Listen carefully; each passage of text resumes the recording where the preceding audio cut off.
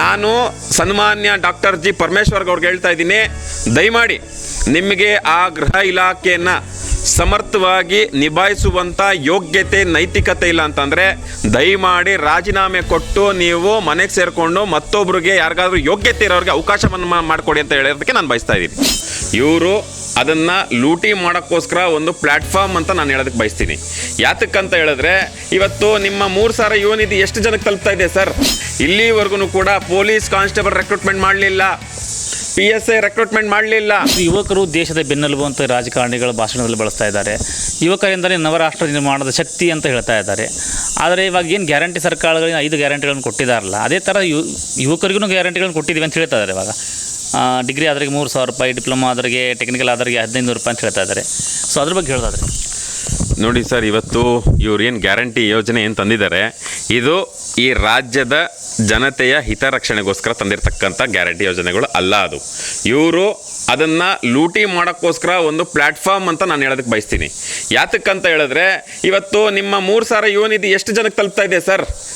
ಮಾನ್ಯ DK ಶಿವಕುಮಾರ್ ಅವರೇ, ಮಾನ್ಯ ಉಪಮುಖ್ಯಮಂತ್ರಿಗಳೇ, ತಾವು ನಮ್ಮ ಸಮಸ್ಯೆನ ಮಾಧ್ಯಮದವರು ತಮಗೆ ಪ್ರಶ್ನೆ ಮಾಡಿದಂಥ ಸಂದರ್ಭದಲ್ಲಿ ತಾವು ಹೇಳ್ತೀರಿ, ನಾವು ವಿದ್ಯಾರ್ಥಿಗಳ ಪರವಾಗಿದ್ದೀವಿ, ಅದಕ್ಕೋಸ್ಕರನೇ ನಮ್ಮ ಸರ್ಕಾರ 3,000 ಯುವನಿಧಿಯನ್ನು ಕೊಡ್ತಾ ಇದ್ದೀವಿ ಅಂತ ತಾವು ಹೇಳ್ತಾ ಇದ್ದೀರಿ. ಹಾಗಾದರೆ ನೀವು ತಾಕತ್ತಿರ ಅನೌನ್ಸ್ ಮಾಡಿ, ನಮ್ಮ ಸರ್ಕಾರ ಎಲ್ಲಿವರೆಗೂ ಇರ್ತೀವೋ ಅಲ್ಲಿವರೆಗೂ ಕೂಡ ಈ ವಿದ್ಯಾರ್ಥಿಗಳ ಖರ್ಚು ವೆಚ್ಚವನ್ನು ನಾವು ಭರಿಸ್ತೀವಿ, ಆದರೆ ನಾವು ಯಾವುದೇ ರೀತಿಯಾದಂಥ ನೇಮಕಾತಿ ಮಾಡೋದಿಲ್ಲ. ಯಾಕಂದರೆ ನಮಗೆ ಲೂಟಿ ಮಾಡೋಕ್ಕೆ ಇಲ್ಲಿ ಹಣ ಇಲ್ಲ. ಇನ್ನು ನಿಮಗೆ ನೇಮಕಾತಿ ಮಾಡಿ ನಿಮಗೆ ಸರ್ಕಾರಿ ನೌಕರಿ ಆದಮೇಲೆ ನಿಮಗೆ ಸಂಬಳ ಕೊಡೋಕ್ಕೆ ನಾವು ಎಲ್ಲಿಂದ ಲೂಟಿ ಮಾಡಬೇಕು ಅಂತ ಬೇಕಾದ್ರೆ ನೀವು ಹೇಳ್ಬೋದು. ಯಾತಕ್ಕೆ ಈ ಮಾತನ್ನು ಹೇಳ್ತಾ ಇದ್ದೀನಿ ಅಂತ ಹೇಳಿದ್ರೆ, ತಾವು ಒಂದು ಜವಾಬ್ದಾರಿತ ಸ್ಥಾನದಲ್ಲಿ ಇಟ್ಟುಕೊಂಡು ಇವತ್ತು ನಮ್ಮ ಏನು ಸಮಸ್ಯೆ ಏನಿದೆ, ಈ ಸಮಸ್ಯೆಗೆ ಒಂದು ಶಾಶ್ವತವಾದಂಥ ಪರಿಹಾರವನ್ನು ನೀಡೋದು ಬಿಟ್ಟು ಇವತ್ತು ಉಡಾಫೆ ಉತ್ತರವನ್ನು ಕೊಟ್ಕೊಂಡು ನಿಮ್ಮ ಇಡೀ ಸರ್ಕಾರ ಉಡಾಫೆ ಉತ್ತರವನ್ನು ಕೊಟ್ಕೊಂಡು ಓಡಾಡ್ತಾ ಇದ್ದೀರಾ. ಅದರಲ್ಲೂ ವಿಶೇಷವಾಗಿ ನಮ್ಮ ರಾಜ್ಯದ ಭಾಳ ಪ್ರಭಾವಿ ಗೃಹ ಸಚಿವರಾಗಿರ್ತಕ್ಕಂಥ ಸನ್ಮಾನ್ಯ ಶ್ರೀ ಜಿ ಪರಮೇಶ್ವರ್ ಸಾಹೇಬರು ನೋಟಿಫಿಕೇಶನ್ ವಿಚಾರದಲ್ಲಿ ಏನು ಇವರು ಅಧಿಕಾರ ಸ್ವೀಕಾರ ಮಾಡಿ ಪ್ರಮಾಣ ವಚನ ಸ್ವೀಕಾರ ಮಾಡಿದಾಗಲಿಂದನೂ ಸಹ ಇಲ್ಲಿವರೆಗೂ ಕೂಡ ಪೊಲೀಸ್ ಕಾನ್ಸ್ಟೇಬಲ್ ರೆಕ್ರೂಟ್ಮೆಂಟ್ ಮಾಡಲಿಲ್ಲ, PSI ರೆಕ್ರೂಟ್ಮೆಂಟ್ ಮಾಡಲಿಲ್ಲ. ಆದರೆ ಮಾಧ್ಯಮದವರು ಪ್ರಶ್ನೆ ಮಾಡಿದಾಗ ಅದು ನನಗೆ ಇನ್ನೂ ಗೊತ್ತಿಲ್ಲ, ನಾನು ಅಧಿಕಾರಿಗಳ ಜೊತೆ ಚರ್ಚೆ ಮಾಡ್ತೀನಿ, ಸಭೆ ಮಾಡ್ತೀನಿ, ವರದಿ ತರಿಸ್ಕೊಳ್ತೀನಿ ಅಂತ ಹೇಳಿ ಆಗಲೇ 3 ವರ್ಷ ಕಳೆದಿದೆ. ಇನ್ನೇನು ಕೆಲವೇ ದಿನಗಳಲ್ಲಿ ಅತೀ ಶೀಘ್ರದಲ್ಲಿ 4,000 ಪೊಲೀಸ್ ಸಿಬ್ಬಂದಿಯನ್ನು ರೆಕ್ರೂಟ್ಮೆಂಟ್ ಮಾಡಬೇಕು ಅಂತ ಹೇಳಿ ಈಗಾಗಲೇ ನಮ್ಮ ಅಧಿಕಾರಿಗಳು ಚಿಂತನೆ ನಡೆಸಿದ್ದಾರೆ ಅಂತ ಹೇಳಿ ಆ ಪೇಪರ್ ಸ್ಟೇಟ್ಮೆಂಟ್ಗೆ ಮಾತ್ರ ಸೀಮಿತ ಆಗಿದ್ದಾರೆ ಮಾನ್ಯ ಗೃಹ ಸಚಿವರು. ಆದರೆ ಇಲ್ಲಿವರೆಗೂ ಕೂಡ ಯಾವುದೇ ಒಂದು ಹುದ್ದೆಗಳನ್ನು ಭರ್ತಿ ಮಾಡುವಂಥ ಪ್ರಕ್ರಿಯೆ ಇಲ್ಲಿವರೆಗೂ ಕೂಡ ಆಗಿಲ್ಲ.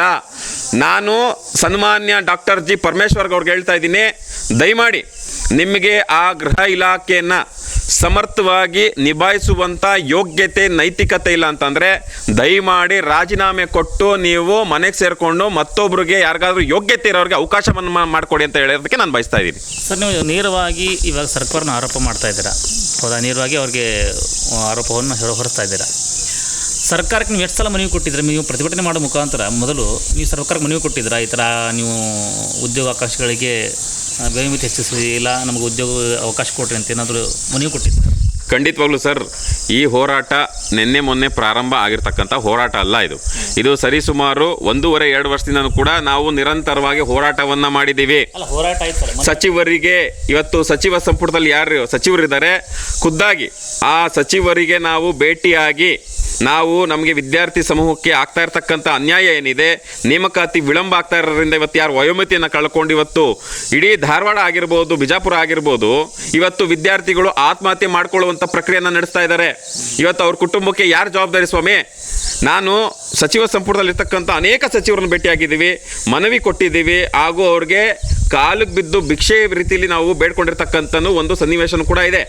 ಆದರೆ ಇವತ್ತು ಸಚಿವರು ಏನು ಹೇಳ್ತಾರೆ ಅಂತ ಹೇಳಿದ್ರೆ, ನಾವು ನಿಮ್ಮ ಪರವಾಗಿದ್ದೀವಿ, ಆದಷ್ಟು ಬೇಗ ನಾವು ನಿಮಗೆ ವಯೋಮಿತಿ ಹಾಗೂ ನೇಮಕಾತಿ ಪ್ರಕ್ರಿಯೆಯನ್ನು ಪ್ರಾರಂಭ ಮಾಡೇ ಮಾಡ್ತೀವಿ ಅಂತ ಬರೀ ಸುಳ್ಳು ಆಶ್ವಾಸನೆ ನೀಡಿ, ಸುಳ್ಳು ಭರವಸೆಯನ್ನು ನೀಡಿ ಇವತ್ತು ವಿದ್ಯಾರ್ಥಿಗಳ ಬದುಕಲ್ಲಿ ಚೆಲ್ಲಾಟವನ್ನು ಆಡ್ತಾ ಇದೆ ಸರ್ಕಾರ ಅಂತಕ್ಕಂಥ ಮಾತನ್ನು ಹೇಳೋದಕ್ಕೆ ಇಷ್ಟಪಡ್ತೀನಿ. ಸರ್, ಇವಾಗ ತಾನೇ ನೀವು ಹೇಳಿದ್ರಿ ಸಾಕಷ್ಟು ಜನ ಆತ್ಮಹತ್ಯೆ ಮಾಡ್ಕೊಂಡಿದ್ದಾರೆ ಯುವಕರು ಅಂತ ಹೇಳ್ತಾ, ಯುವತಿಯರು ಅಂತ ಹೇಳ್ತಾ ಇದ್ದಾರೆ. ಇವಾಗ ಕರ್ನಾಟಕ ಸರ್ಕಾರ ಮತ್ತು ಕೇಂದ್ರ ಸರ್ಕಾರಗಳು ಸ್ಕಿಲ್ ಇಂಡಿಯಾ ಮತ್ತು ಕರ್ನಾಟಕ ಕೌಶಲ್ಯ ಅಂತೇಳಿ ಸಾಕಷ್ಟು ಯೋಜನೆಗಳನ್ನು ಹೊರತಂದಿದೆ ಯುವಕರಿಗಾಗಿ.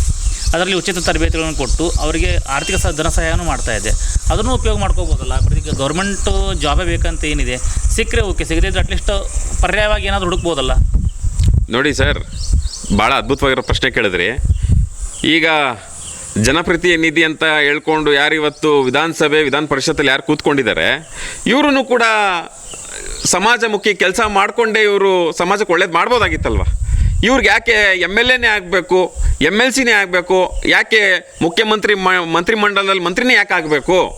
ಸೊ ಇವತ್ತು ನಮ್ಮಿಂದ ಆಯ್ಕೆಯಾಗಿರ್ತಕ್ಕಂಥ ಜನಪ್ರತಿನಿಧಿಗೆ ನಾನು ಇಂಥದ್ದೇ ಹುದ್ದೆಗೆ ಆಯ್ಕೆ ಆಗಬೇಕು ಅನ್ನುವಂಥ ಆಸೆ ಇರಬೇಕಾದ್ರೆ, ಇವತ್ತು ನಾವು ನಮ್ಮ ಎಲ್ಲ ಕನಸುಗಳು, ಎಲ್ಲ ಒಂದು ಹೊರ ಚಟುವಟಿಕೆಗಳನ್ನು ಎಲ್ಲವನ್ನು ಬದಿಗಿಟ್ಟು, ನಮ್ಮ ತಂದೆ ತಾಯಿ ಫ್ಯಾಮಿಲಿ ಊರು ಎಲ್ಲವನ್ನು ಬದಿಗಿಟ್ಟು ಇವತ್ತು ಸ್ಪರ್ಧಾತ್ಮಕ ಪರೀಕ್ಷೆಗೆ ನಾವು ಪ್ರತಿನಿತ್ಯ 10 ರಿಂದ 13 ತಾಸು ನಾವು ಪರೀಕ್ಷೆಗಾಗಿ ಸಿದ್ಧತೆಗಾಗಿ ನಾವು ಅದನ್ನು ಮೀಸಲಿಟ್ಟಿದ್ದೀವಿ.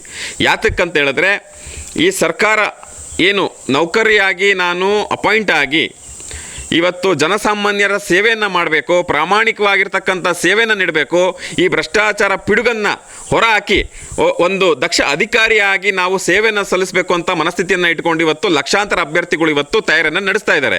ಇವತ್ತು ಸಂವಿಧಾನದಲ್ಲಿ ನಮ್ಗೆ ಅಧಿಕಾರ ಇದೆ ಸ್ವಾಮಿ, article 21 right to life and privacy. So ಅದರಲ್ಲಿ ನಮಗೆ ಅವಕಾಶ ಇದೆ, ನಮ್ಗೆ ಯಾವ ಹುದ್ದೆ ಬೇಕು, ನಮಗೆ ಯಾವ ರೀತಿ ಜೀವನ ಶೈಲಿನ ರೂಪಿಸ್ಕೊಳ್ಬೇಕು ಅಂತ ಹೇಳಿ ಬಾಬಾ ಸಾಹೇಬ್ ಅಂಬೇಡ್ಕರ್ ನಮಗೆ ಸ್ವಾತಂತ್ರ್ಯ ಕೊಟ್ಟಿದ್ದಾರೆ. ಆದರೆ ಇವತ್ತು ಸರ್ಕಾರಿ ನೌಕರಿನೇ ಹಾಕಬೇಕು, ಖಾಸಗಿ ಉದ್ಯೋಗಗಳು ಇದೆಯಲ್ಲ ಅಂತ ಪ್ರಶ್ನೆನ ಮಾಡ್ತಾ ಇದ್ದಾರೆ. ಇಂಥ ನೀಚ ಪ್ರಶ್ನೆಗಳಿಗೆ ನಾವು ಯಾವಾಗ ಉತ್ತರ ಕೊಡಬೇಕು ನಿಮಗೆ ಮುಂದಿನ ದಿವಸಗಳಲ್ಲಿ ಕೊಡ್ತೀವಿ ಅಂತಕ್ಕಂಥ ಮಾತನ್ನು ಹೇಳೋದಕ್ಕೆ ಇಷ್ಟಪಡ್ತೀನಿ.